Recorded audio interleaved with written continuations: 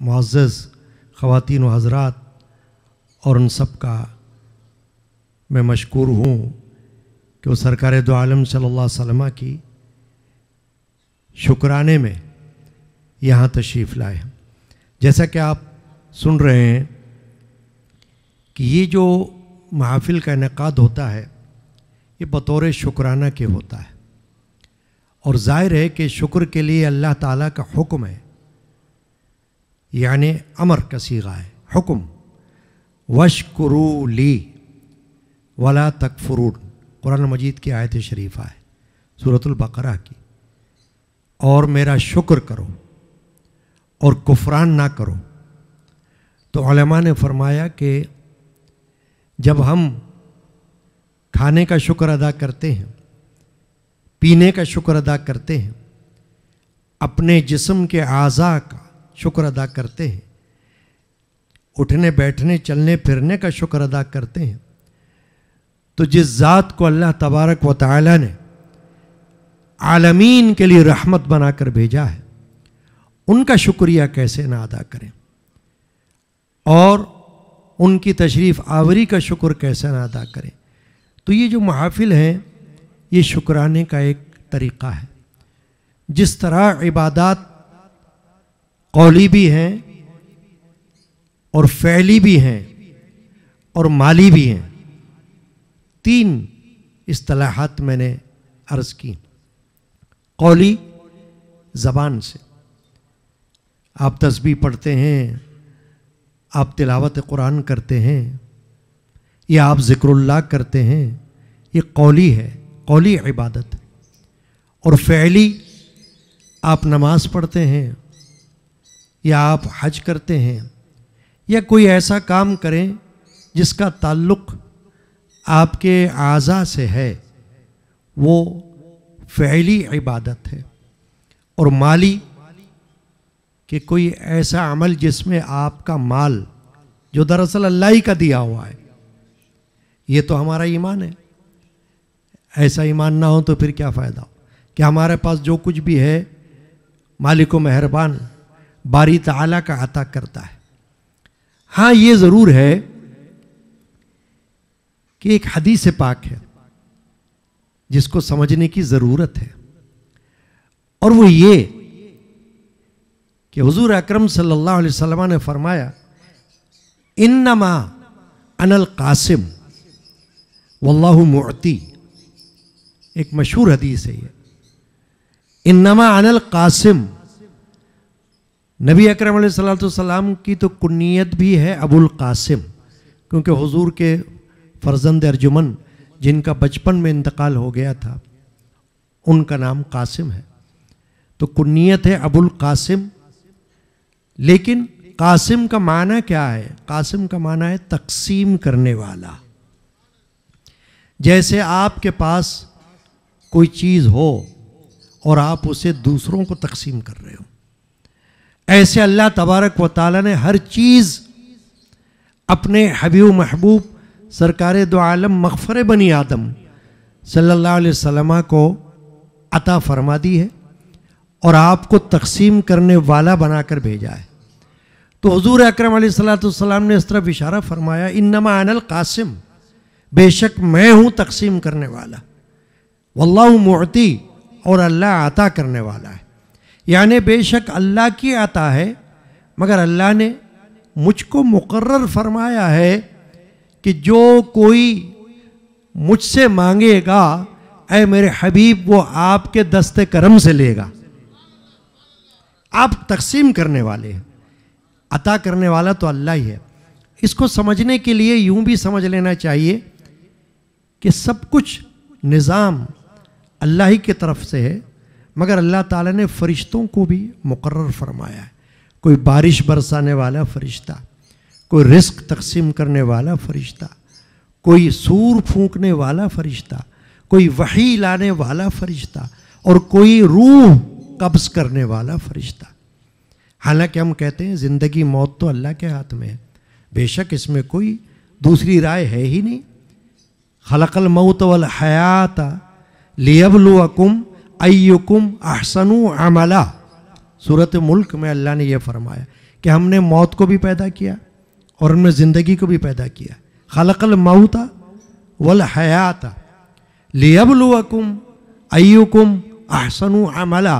فرمایا اس لیے پیدا کیا کہ ہم دیکھیں کہ تم میں کون اچھا عمل کرتا ہے، نیک عمل کرتا ہے. اس لیے ہم نے زندگی کو پیدا کیا ہے. تو زندگی موت ہے تو اللہ کی طرف سے، مگر اللہ نے ایک فرشتے کو جس کا نام عزرائیل ہے علیہ السلام، ان کو مقرر فرمایا کہ جہاں کہیں جس کی موت کا وقت آ چکا ہو وہ پہنچ جاتا ہے اور روح کو نکال لیتا ہے.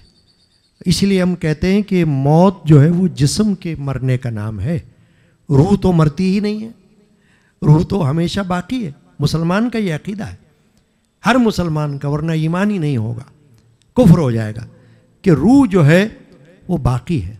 قرآن مجید میں اللہ نے فرمایا وَيَسْأَلُونَكَ عَنِ الرُّوحِ، اے رسول یہ آپ سے سوال کرتے ہیں کہ روح کیا ہے. وَيَسْأَلُونَكَ عَنِ الرُّوحِ قُلْ الرُّوحُ مِنْ أَمْرِ رَبِّي، آپ فرما دو کہ روح میرے رب کا ایک حکم ہے. یعنی اگرچہ آپ اسے دیکھتے نہیں، اپنے جسم کو تو آپ دیکھتے ہو، مگر جسم کے اندر جو روح گردش کر رہی ہے اسے آپ نہیں دیکھ سکتے. نہ کافر دیکھتا ہے نہ مسلمان، مگر یقین ہے ہمارا، ایمان ہے ہمارا کہ روح اندر خون کی طرح دوڑ رہی ہے، گردش کر رہی ہے. جب انسان کا وقت آ جاتا ہے تو یہی روح نکل جاتی ہے. اب جب تک ہمیں اللہ نے زندگی دی ہے، ہمارا جو کام ہے وہ کیا ہے؟ اللہ اور اس کے رسول کا شکر ادا کرتے رہنا. اللہ اور اس کے رسول صلی اللہ علیہ وسلم کا شکر ادا کرتے رہنا.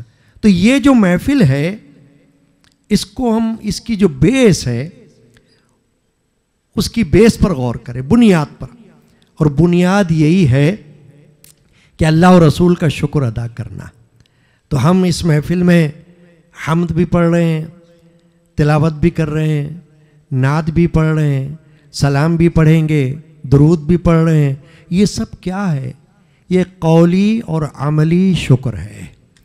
اور اسی کے لیے ہم دنیا میں ہیں. اگر ہم دنیا میں رہیں، کھائیں پئیں اور چلے جائیں تو یہ تو جانور بھی کرتے ہیں، مگر انسان اور پھر مسلمان اور صاحب ایمان، اس کے لیے اللہ تعالیٰ نے یہ قاعدہ بنا دیا ہے کہ تم اللہ کا اور اللہ کے رسول کا شکر ادا کرتے رہو. تو یہ شکر ادا کرنے ہی کا ایک نام ہے. میں اب گفتگو اپنی سمیٹ رہا ہوں کیونکہ آپ نے تقریر بھی سن لی، حضرت علامہ نسیم احمد صدیقی تقریر فرما رہے تھے، آپ نے حمد بھی سن لی، آپ نے نعتیں بھی سن لی. تو اب چونکہ اختتام کی طرف ہے تو میں یہ چند کلمات جو عرض کر رہا ہوں یہ بطور شکرانے کے عرض کر رہا ہوں کہ یہ محافل جہاں جہاں، خاص کر ربیع الاول میں، ورنہ اس کا مطلب یہ تو نہیں ہے کہ ہم صرف ربیع الاول ہی میں نبی کا ذکر کرتے ہیں.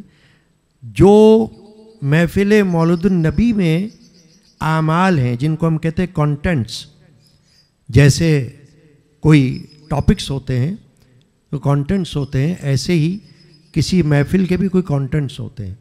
اس میں ایک کیا ہے؟ تلاوت قرآن، ایک ہے حمد، ایک ہے نعت، ایک ہے ذکر الہی اور ذکر رسول، اور ایک ہے درود، اور ایک ہے سلام، اور ایک ہے دعا، اور ایک ہے طعام.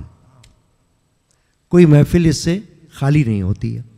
اب آپ یہ دیکھیں کہ ان تمام کانٹینٹس کو آپ الگ الگ لے لیں، الگ الگ، تو کیا کوئی ہم میں سے یہ کہہ سکتا ہے کہ اس میں سے کوئی ایک چیز بھی بیکار ہے؟ معاذ اللہ نہیں کہہ سکتا نا، کیونکہ حمد اپنی جگہ اہم ہے، اللہ کی حمد و ثنا، تسبیحات رات دن کوئی سبحان اللہ پڑھتا ہے، کوئی الحمدللہ پڑھتا ہے، کوئی اللہ اکبر پڑھتا ہے، کوئی کلمہ شریف پڑھتا ہے، یہ سب تسبیحات ہیں، یہ سب حمد ہیں. اور کوئی کہہ سکتا ہے کہ نعت جو پڑھی جا رہی ہے معاذ اللہ وہ بیکار ہے؟ نہیں، کیونکہ پورا قرآن جہاں نبی اکرم علیہ السلام کی تعریف میں آیات نازل ہوئی وہ سب نعت ہے. اب نعت کوئی عربی میں پڑھتا ہے، کوئی فارسی میں پڑھتا ہے، قرآن عربی میں نازل ہوا، اور کوئی فارسی میں نعت پڑھتا ہے، فارسی میں نعت کہتا ہے، کوئی سندھی زبان میں کہتا ہے، کوئی پنجابی زبان میں کہتا ہے۔ بڑے بڑے اولیاء کرام گزرے ہیں، ایسے ایسے اولیاء کرام کہ ہم تو جن کی خاک بھی نہیں ہیں، سلطان باہو کے جیسے، حضرت بابا فرید الدین گنج شکر کے جیسے، حضرت شیخ عبدالحق محدث دہلوی کے جیسے، حضرت امام شاہ ولی اللہ کے جیسے، اور بہت سارے اولیاء اللہ۔ یہ سب حضور اکرم علیہ السلام کی بارگاہ اقدس میں نعتیں لکھتے رہے، نعتیں پڑھتے رہے، عربی میں لکھی، فارسی میں لکھی، پھر اردو زبان میں بھی نعتیں کہیں جاتی۔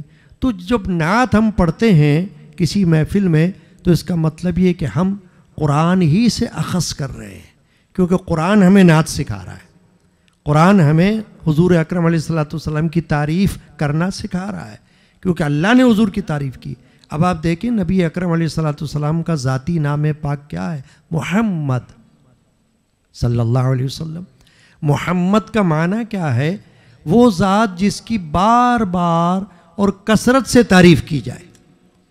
تو جب محمد کوئی کہتا ہے تو وہ تعریف کر لیتا ہے۔ صحابہ نے ایک مرتبہ رسول اکرم صلی اللہ علیہ وسلم سے عرض کیا، یا رسول اللہ، یہ کفار آپ کی گستاخی کرتے ہیں، ہم سے برداشت نہیں ہوتا، کفار آپ کی توہین کرتے ہیں، ہم سے سنا نہیں جاتا، یہ آپ کی مذمت کرتے ہیں، ہم سے برداشت نہیں ہوتا۔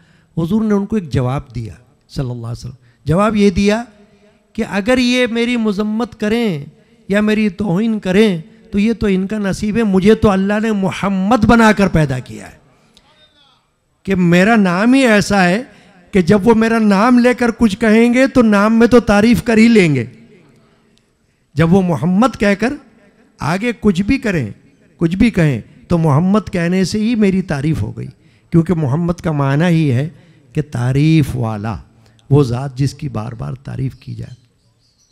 تو میں یہ عرض کر رہا تھا کہ محفل میلاد النبی میں صلی اللہ علیہ وسلم میں یہ جو جتنے بھی کانٹینٹس ہیں یہ سب شریعت محمدی ہی سے تعلق رکھتے ہیں، اس کے بغیر ہم مسلمان رہ ہی نہیں سکتے ہیں۔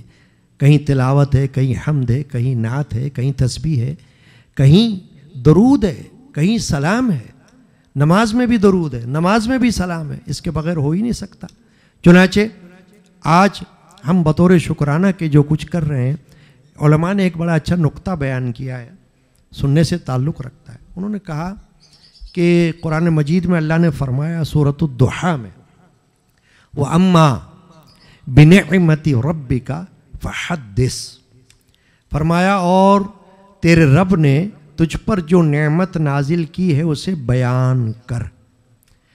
تو علماء فرماتے ہیں کہ یہ جو اللہ کا حکم ہے کہ اپنی رب کی نعمت کو بیان کرو، تو رب کی نعمتوں کا کوئی شمار ہی نہیں کر سکتا، تو ہر نعمت کا شکر بھی نہیں کر سکتا، کیونکہ آپ اس کو گن نہیں سکتے نا، کتنی نعمتیں ہیں۔ آپ سے کوئی سوال کرے تو آپ جتنی بھی نعمتیں بتاؤ گے وہ کم ہوں گی۔ تو علماء فرماتے ہیں کہ ایک پوائنٹ، ایک نقطہ یاد رکھ لو، وہ بیسک پوائنٹ ہے، وہ یہ ہے کہ اگر آپ رسول اکرم صلی اللہ علیہ وسلم کی ذات پاک کی آمد اور ان کی تشریف آوری اور ان کی ذات پاک کا شکر ادا کر لو تو سمجھو آپ نے ساری نعمتوں کا شکر ادا کر لیا۔ یعنی آپ نے اس کو ایک ایسا جامع شکر بنا دیا کہ اب آپ نے اگر الگ الگ کسی اور چیز کا شکر ادا نہیں کیا، اگر صرف یہ کہہ دیا اے اللہ تیرے حبیب پاک کا شکر ادا کرتا ہوں کہ تو نے اسے رحمت بنا کر ہمارے لیے بھیجا ہے، تو سمجھو کہ آپ نے ہر چیز کا شکر ادا کر لیا۔